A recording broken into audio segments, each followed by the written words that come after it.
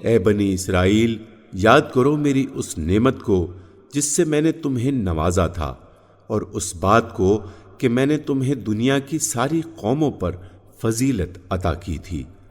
اس کا مطلب یہ نہیں ہے کہ ہمیشہ کے لیے تمہیں دنیا کی قوموں سے افضل قرار دیا تھا، بلکہ مطلب یہ ہے کہ ایک وقت تھا جب دنیا کی قوموں میں تم ہی وہ ایک قوم تھے جس کے پاس اللہ کا دیا ہوا علم حق تھا، اور جسے اقوام عالم کا امام اور رہنما بنا دیا گیا تھا، تاکہ وہ بندگی رب کے راستے پر سب قوموں کو بلائے اور چلائے۔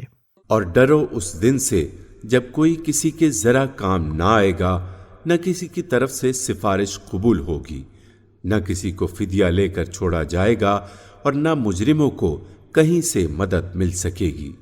یاد کرو وہ وقت جب ہم نے تم کو فرعونیوں کی غلامی سے نجات بخشی۔ آل فرعون کا ترجمہ ہم نے اس لفظ سے کیا ہے۔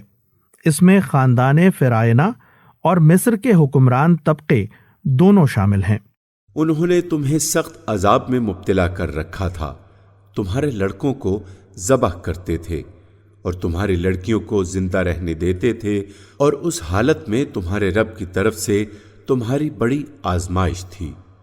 یاد کرو وہ وقت جب ہم نے سمندر پھاڑ کر تمہارے لیے راستہ بنایا، پھر اس میں سے تمہیں بخیریت گزروا دیا، پھر وہیں تمہاری آنکھوں کے سامنے فرعونیوں کو غرقاب کیا۔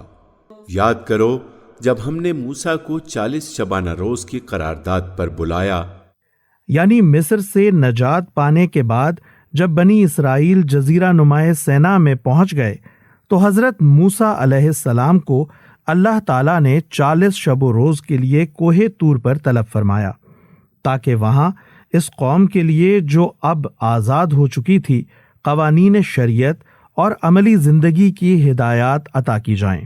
تو اس کے پیچھے تم بچڑے کو اپنا معبود بنا بیٹھے۔ اس وقت تم نے بڑی زیادتی کی تھی، مگر اس پر بھی ہم نے تمہیں معاف کر دیا کہ شاید اب تم شکر گزار بنو۔ یاد کرو کہ ٹھیک اس وقت جب تم یہ ظلم کر رہے تھے، ہم نے موسیٰ کو کتاب اور فرقان عطا کی تاکہ تم اس کے ذریعے سے سیدھا راستہ پا سکو۔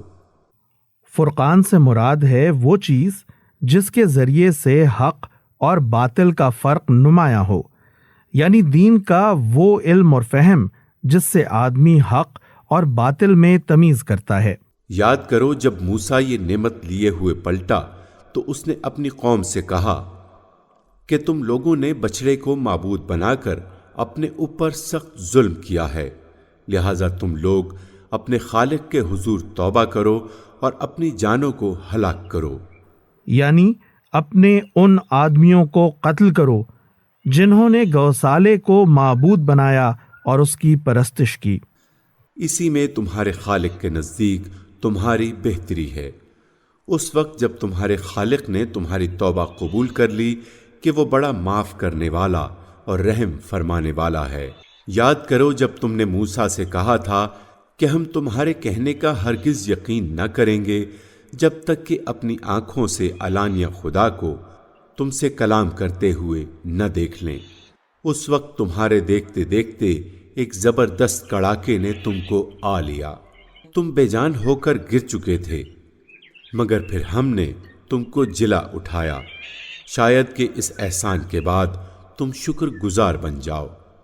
ہم نے تم پر ابر کا سایہ کیا، من و سلوہ کی غذا تمہارے لیے فراہم کی، اور تم سے کہا کہ جو پاک چیزیں ہم نے تمہیں بخشی ہیں انہیں کھاؤ، مگر تمہارے اسلاف نے جو کچھ کیا وہ ہم پر ان کا ظلم نہ تھا، بلکہ انہوں نے آپ اپنے ہی اوپر ظلم کیا۔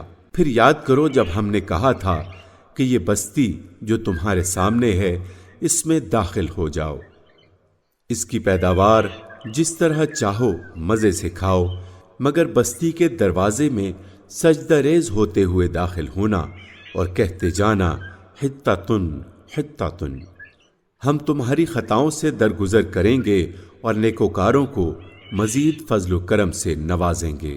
حطت ان کے دو مطلب ہو سکتے ہیں، ایک یہ کہ خدا سے اپنی خطاؤں کی معافی مانگتے ہوئے جانا، دوسرے یہ کہ لوٹ مار اور قتل عام کے بجائے بستی کے باشندوں میں درگزر اور عام معافی کا اعلان کرتے جانا۔ مگر جو بات ان سے کہی گئی تھی ظالموں نے اسے بدل کر کچھ اور کر دیا۔ آخر کار ہم نے ظلم کرنے والوں پر آسمان سے عذاب نازل کیا۔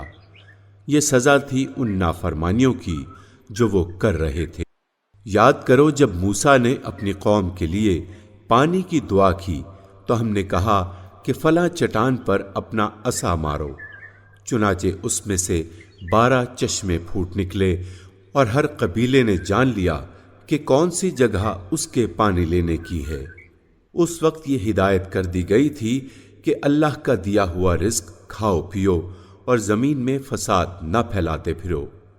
بنی اسرائیل کے قبیلے 12 تھے۔ خدا نے ہر ایک قبیلے کے لیے الگ چشمہ نکال دیا تاکہ ان کے درمیان پانی پر جھگڑا نہ ہو۔ یاد کرو جب تم نے کہا تھا کہ اے موسیٰ ہم ایک ہی طرح کے کھانے پر صبر نہیں کر سکتے، اپنے رب سے دعا کرو کہ ہمارے لیے زمین کی پیداوار، ساگ، ترکاری، کھیرا، ککڑی، گیہوں، لہسن، پیاز، دال وغیرہ پیدا کرے۔ تو موسیٰ نے کہا کیا ایک بہتر چیز کے بجائے تم ادنا درجے کی چیزیں لینا چاہتے ہو؟ اچھا کسی شہری آبادی میں جا رہو، جو کچھ تم مانگتے ہو وہاں مل جائے گا۔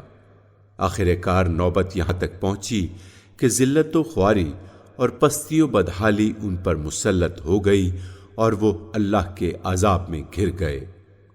یہ نتیجہ تھا ان کی نافرمانیوں کا اور اس بات کا کہ وہ حدود شرع سے نکل جاتے تھے۔